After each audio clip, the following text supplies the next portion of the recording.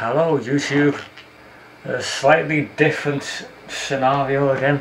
This is my spare room, which I don't think I've ever seen before, but you have seen this. Hang on. Yeah, you've seen all this because that was in my new collection updates that I did just after Christmas. I've got, hang on, I can't even see the on screen.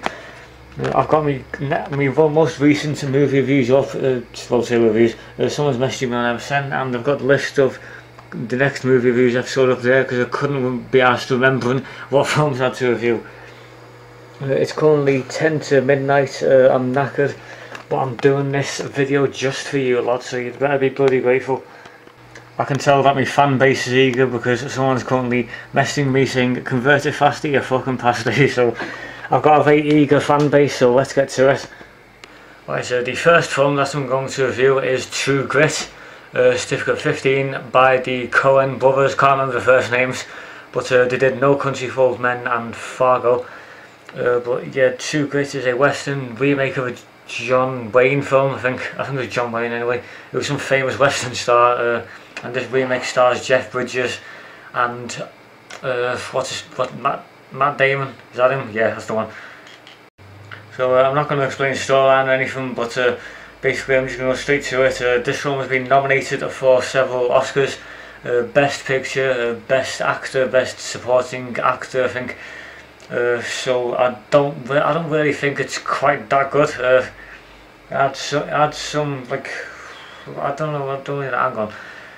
Getting a bit flustered words today, but yeah, I didn't think it was anywhere near Oscar material. It was quite an enjoyable film. Would recommend it, but it's not really outstanding.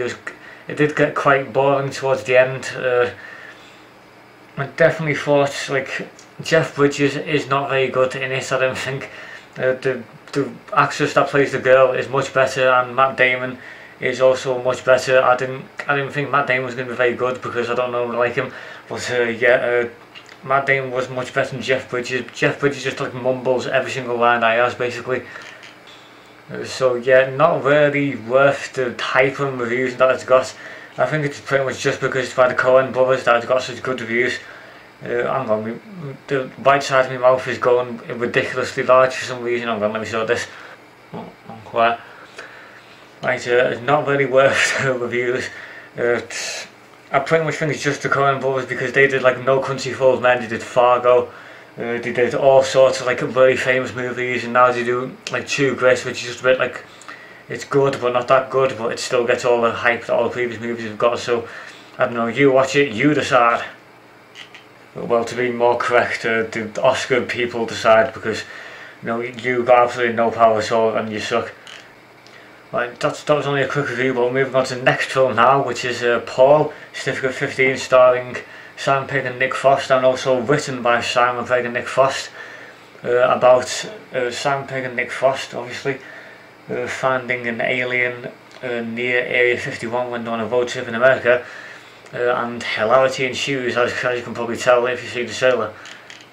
So if you're familiar with Simon Pegg and Nick Frost from Spaced, Shaun the Dead or Hot Fuzz, then you will know what to expect with the humour stylings of this film. I think that a lot of people have been complaining like it focuses too much on homages and references to like sci-fi movies, but I think that's the entire point of the film really. Wouldn't be very good if it didn't have those sci-fi references.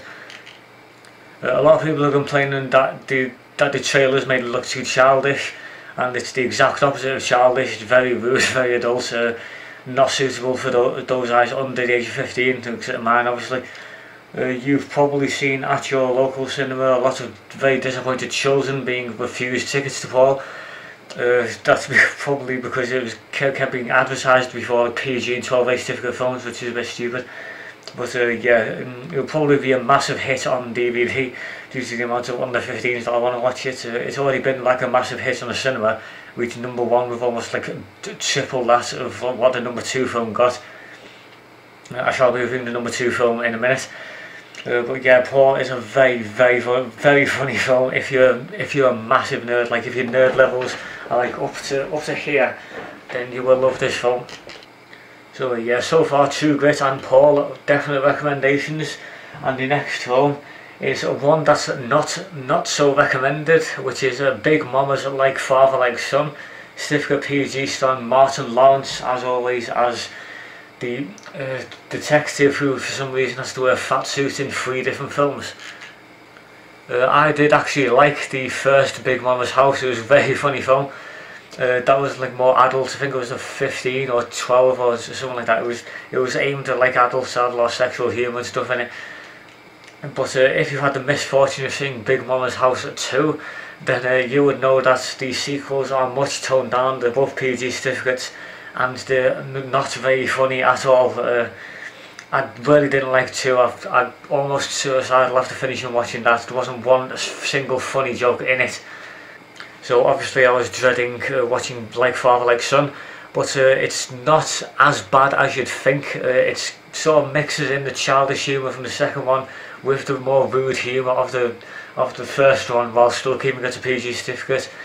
It does have some mildly funny moments actually. I would sort of recommend this for a download. Like I don't mean like digital iTunes download, I mean like a free download, like illegal. Not worth paying money for definitely, but it's good if you're just looking for like a comedy film. I can't remember the name of the guy who plays Martin Lawrence's son, but he's not a very good actor, I don't think. Martin Lawrence, standard Martin Lawrence, he's the same as he was in the first 2 films and pretty much every other film that he's been in. And basically it centres around an all-girls school and pretty much all the girls are crap actors as well. So in a film where Martin Lawrence is the best actor, then you can't really be expecting much. But yeah, fun movie if you just turn your brain off. Like switches, there's a switch located on the back of your head. There should be anyway. I've got one, but probably because I am actually a robot. But yeah, quite a crap film, but not too crap to be completely avoided. The second to last film that I'm going to review is Gnomeo and Juliet, certificate U, which is originally a Disney film, but Disney thought it was so crap they didn't want to release it, so they released it under the Touchstone name instead, and it's been picked up by some independent company called EOne in the UK. And this has actually gotten a lot of praise as well. A lot of people saying it's really good. I disagree. I didn't think it was that good at all. The jokes were like, they were just naff. Even the kids that were in the cinema with me, they weren't laughing at any of the jokes. Also, the trailer made it look absolutely horrendous. It's not as bad as the trailer makes it out to be. Again, it's pretty much the same as Big Momma's Like Father Like Son. Definite like download or rental at least. There were a few funny jokes again, and the music is quite good by Elton John. And there's one Lady Gaga song near the end that was composed especially for the film. They are quite good. But I didn't see it in 3D because I didn't have the money at the time to go see it in 3D, so I saw it in 2D. But it definitely looked like it was just taking advantage of 3D. There was constant like coming out of the screen. So again, it might just be another case of companies not wanting to release film in 2D because they won't make any money out of it, adding on the £1.50 extra charge, and there you go, you got massive box office growth. And not really, I don't really agree with that. I really hate the 3D craze now. Like, I do like 3D, but I don't like current 3D. I don't like fucking just for the sake of it. I like Avatar style 3D with like depth. There'll be more 3D discussion going up in a minute, but overall, Gnomeo and Juliet, not really worth it. DVD rental, maybe, I don't know. And we've saved the best until last. Got me Bieber fever on for Never Say Never 3D. Now, I reviewed the trailer to Never Say Never 3D in my last video, and the stuff that I said about it in that video is pretty much the same stuff I'll say about it now. If you are a Justin Bieber fan, if you're a believer or a Bieber fever sufferer or mentalist or whatever the hell they're called nowadays, then you will absolutely love Never Say Never, because it's a really well filmed documentary, well edited. You can tell that the director has a weird name, John Chu or something. You can tell that he had the right idea of what he was doing. If it was like other bands that I liked, I would have thought it was probably the greatest thing ever invented, because it was a really well made film, well made. I don't know. But again, if you, it's just like, why Justin Bieber? Why, like, why him? Like, I don't have anything against the actual singer, but I do have quite a lot against the people that keep hyping him up to be like the next Messiah or something. And also hate his fan base. Like, seriously, you can actually see there's loads of clips in the film of, like, there's one of this like rabid teenage girl desperately trying to clamber onto the stage and being wrestled off by the dancers, and who was still trying to dance as like wrestling this rabid teenage girl off the stage. Like, that was fucking hilarious, but very, very frightening at the same time. So yeah, if you're a believer, definite win for Justin Bieber, never say never 3D. But if you hate him, then definitely don't go and see it. In terms of 3D, most of the film is made up of stock YouTube clips, which obviously they're not in 3D because the pixelated as hell. But concert footage is actually filmed with 3D cameras, and it does look quite convincing, especially with confetti. And whenever Justin himself just randomly puts his hand up to the stage like that, that looks quite good.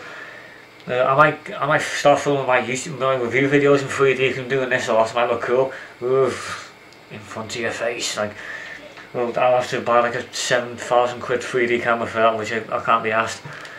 So yeah, film roundup for today. True Grit, quite good. Paul, very good. Never Say Never 3D, quite good if you're a Justin Bieber fan. Gnomeo and Juliet, meh. And Big Momma's like Father Like Son, meh. It's coming up next. I've got 2 movie review videos coming up in the same week because I missed one out last week. The next movies I'm going to review can be seen in the annotation to the left of the screen right now. I'll just move out of the way for that. And also look out for my trailer reviews videos, which will be filmed after these two. So basically, that's it. Based on that for now. Check out next review video coming up soon.